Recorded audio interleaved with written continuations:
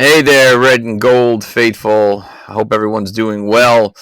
We are on the eve of the 49ers versus the New Orleans Saints, week 2 of the 225-226 season, where San Francisco will be traveling to New Orleans to play the New Orleans Saints. Going into this game, what we already know is there will not be a Brock Purdy.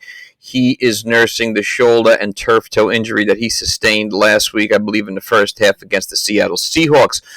Also, along with that, there is no George Kittle, who was placed on the injured reserve list with a hamstring injury. I haven't really heard much more about that injury, although I believe it is a grade 2.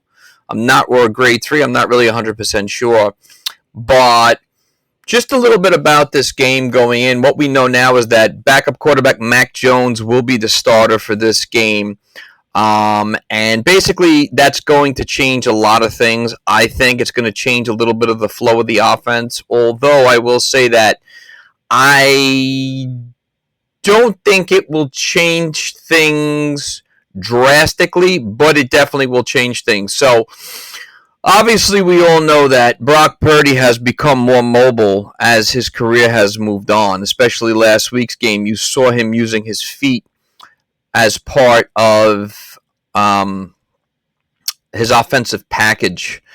I think that his running ability has really increased the last 2 seasons, and I really like what I see when he runs the ball and scrambles out of the pocket, because I feel that he's a very decisive scrambler, gets to feel the pressure from the pocket, and he doesn't try and do too much. He does just enough to extend the play, which I think is really to his credit and really what he's good at. And he also goes forward trying to acquire the first down while playing very ballsy without trying to get hurt.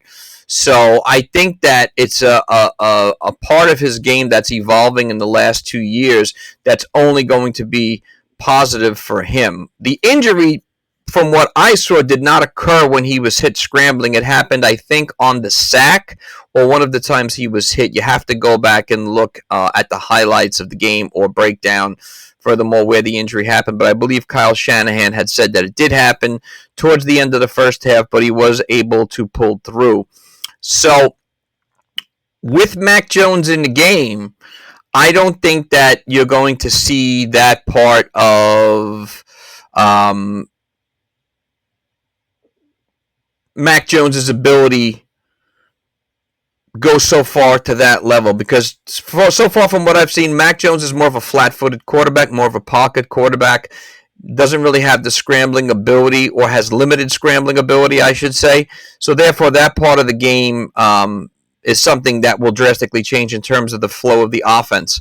So what I'm thinking is that, in my opinion, what I think we're going to be seeing, and I could be wrong about this, but I think you're going to see Mac Jones throw the ball a good amount of times, but at the same time, I don't think you're going to see him stretch the field.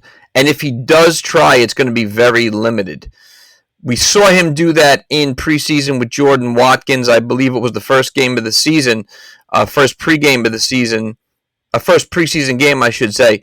But other than that, look for him to throw intermediate to short passes, because I feel that if he's not going to really have the ability to scramble out of the pocket, therefore it could be a little different where he's going to have to dump the ball off.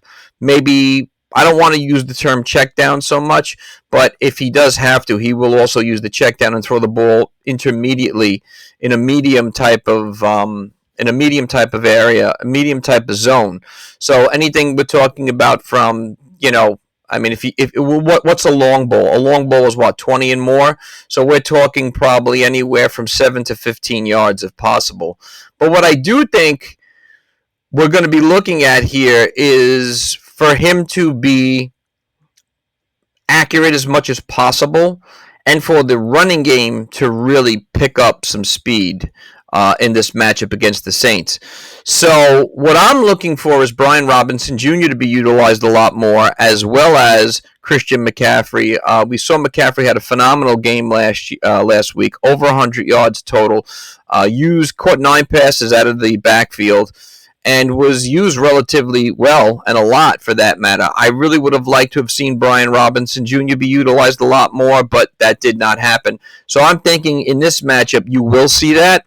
I would also love to see a little bit more of Isaac Guerrero, because if they could get utilize that three running back headed beast, I think would be very beneficial for the offense, and also it's very beneficial for each running back because each running back is a little bit different. Christian McCaffrey, of course, is an all-purpose back who can do everything. Brian Robinson Jr. is a little bit more of a banger between the tackles and the guard, not so elusive as Christian McCaffrey, and not so much used as a receiver out of the backfield as McCaffrey. And Isaac Guerrero, I think, out of all three, probably has the fastest open field speed out of all of them in terms of maybe 440. 40 time rather.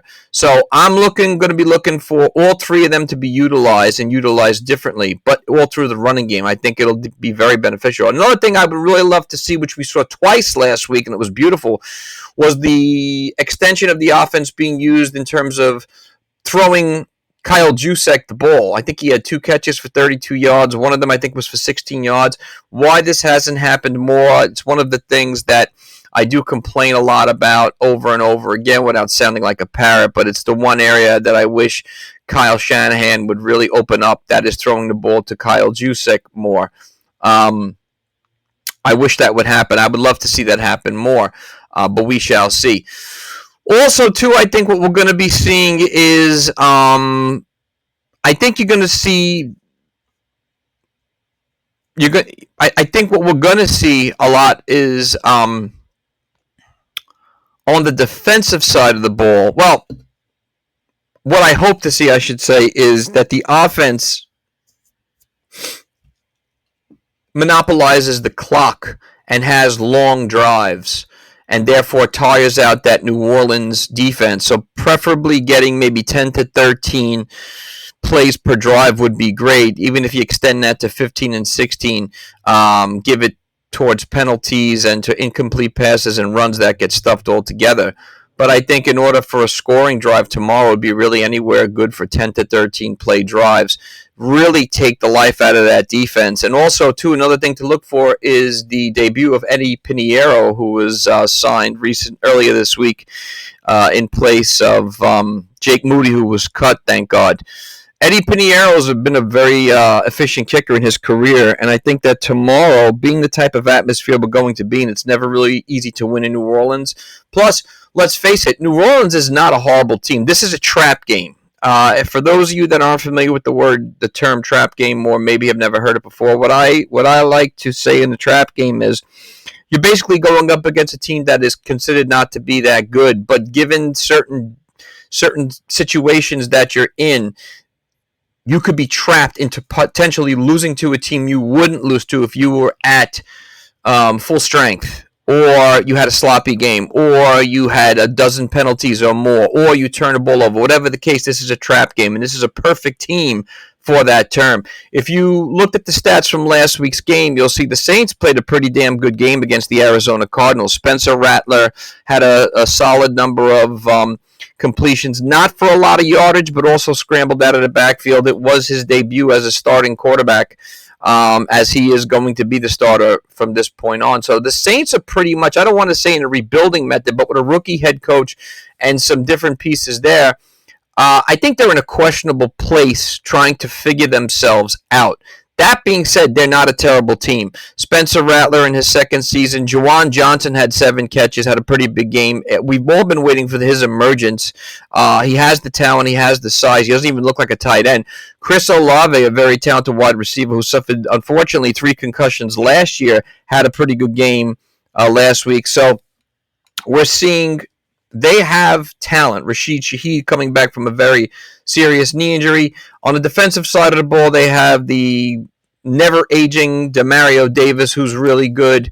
They're also going to be without a couple of players as well, as the injury report shows. So, again, I think the 49ers are going to win this game for sure. It's another opportunity to go 2-0, but I don't expect them to blow the Saints out. I think it could potentially be somewhat of a close game if everything goes according, What I'm looking to see is, like I've mentioned before with the offense, what I'm also looking to see is for the offense to hold the ball, keep that Saint defense on the field. What the 49ers cannot do is allow their defense to be on the field too much to the point where they're getting tired out and they're not having enough positive turnout on offense. That can't happen. They also cannot turn the ball over. Mac Jones has been known to throw interceptions. Can't have that. Also must lower the number of penalties they had. Last week, I believe it was 9. I don't know the yardage. Can't have 9 penalties in a game like this on the road when you're without 2 of your studs. 3 if you with Brandon Ayuk. So therefore, lower penalties, of course, more monopolization of the clock on offense, and keep our defense nice and fresh because the defense played great last week. Also, speaking of about that in terms of the defense, we need to put more pressure on the opposing quarterback. Last week, we only generated 1 sack. There were a couple of good pressures by D. Winters, Nick Bosa. I need to see more of that this week. Hopefully, we'll get to see more of the young guys vis-a-vis Alfred Collins or C.J. West. But other than that, it should be a victory for sure. The defense obviously has to shut down the always talented, always a concern Alvin Kamara. They're going to try and utilize him as much as possible out of the backfield, with the backfield, running the ball out. Also have to contain Spencer Rattler, as I mentioned before. He's not a guy who sits in the pocket. He is a scrambler. So these are things to consider for this game. And I think we're in a good place, this being the second game of the season going on the road. I also like the fact that Mac Jones is the backup. I don't think there should be any concerns about that. It's unfortunate that Purdy went down, but this is why you have a backup that you have. Mac Jones, what is this, his 5th year as a veteran? If you followed his career, this was the guy I thought that other than... I'm sorry. This is one of the guys I thought the 49ers were going to draft several years ago when they made the mistake of drafting Trey Lance. I would have liked to have seen them gotten Mac Jones, who went on to have a really good rookie career. And then from there, it sort of leveled out or stalled a little bit. Although last year as a backup coming off the bench in for Trevor Lawrence for the Jacksonville Jaguars, I didn't think he did horrible. I thought it was an admirable job for him off the bench. But looking at the injury report as we speak, Trent Williams is questionable with the knee. It could just also be that he's the veteran resting. I think he'll play. Brock Purdy is out. George Kittle is out. And Juwan Jennings is questionable with the shoulder injury. Hopefully, what I was told, he should play. On the opposite side of the ball, the Saints will be without, obviously, Julian Blackmon, who's on the IR with a labrum injury. Wide receiver Polk is on the IR with an injured shoulder. Out will be Penning, the offensive tackle. He's out with a bad toe. Also, another offensive tackle, Faroga, and Chase Young is out as well. So the Saints are banged up as well, but this is another opportunity to go 2-0. And again, it doesn't have to be pretty. It doesn't have to be a blowout. It just has to be a solidified win. Any win we can get right now, especially with Purdy out, being week to week, especially with Kittle out, and with Ayuk out, and with the questionable Juwan Jennings, we have to take it. I don't care whether it's 13-10, 16-10, 19-13, whatever. As long as they don't turn the ball over, as long as they hold on to the clock and get positive points tomorrow vis-a-vis touchdown or field goals by Eddie Pinheiro, we should be okay. It should be a game we should win. I hope the defense really just dominates and gets after Spencer Rattler, and we increase some more sacks. We did get one from, I think we got one from Nick Bosa last week, but D. Winters looked good. The rest of the defense didn't play bad, all except for Jackson Smith-Najiba. He's the one guy who hurt us. Three guys who could potentially be a problem tomorrow: Alvin Kamara, Juwan Johnson, and Chris Olave. But I look forward to seeing who matches up against who on the defense. Deommodore would obviously be the first choice against Chris Olave. Juwan Johnson, being used as a tight end, but the size that he is, will probably be splitting it out. I'm sure one of the linebackers will be covering him. He's a guy I think that could be a problem if not paid attention to. And then it's Alvin Kamara, of course, who we have to really consider on both sides of the ball because he's another tremendous athlete who they're going to make a lot of usage out of. But other than that, the only other guy I can think of who could be a problem is potentially Spencer Rattler if we're not boxing him in and allowing and not and kind of keeping him from scrambling out. Let's let him throw the ball. But other than that, this should be a win. So these are just some of the points I think we have to look at for this upcoming game on the road. So to go 2-0 obviously would be the way to be the best thing, especially in a very competitive NFC West. Hopefully next week we get Purdy back. It is a week-to-week thing. Hopefully Jawan Jennings is closer to being 100%, as is Brandon Ayuk, as is George Kittle, who I believe is on the IR for 4 to 5 games. So, yeah, this is a winnable game tomorrow. So let's see what happens. Hope for the best. Let's see if there's any pre-game changes in terms of injury. Hopefully not. That hurt us. But other than that, come on, Niners. Let's beat the shit out of this fucking Saints. This is another winnable game. So can't have what we had last year, letdowns, losing to teams that we should beat. Great teams, good teams do not lose games to teams they should be, even when they're at a disadvantage with certain players not playing. So, all right, guys. Peace.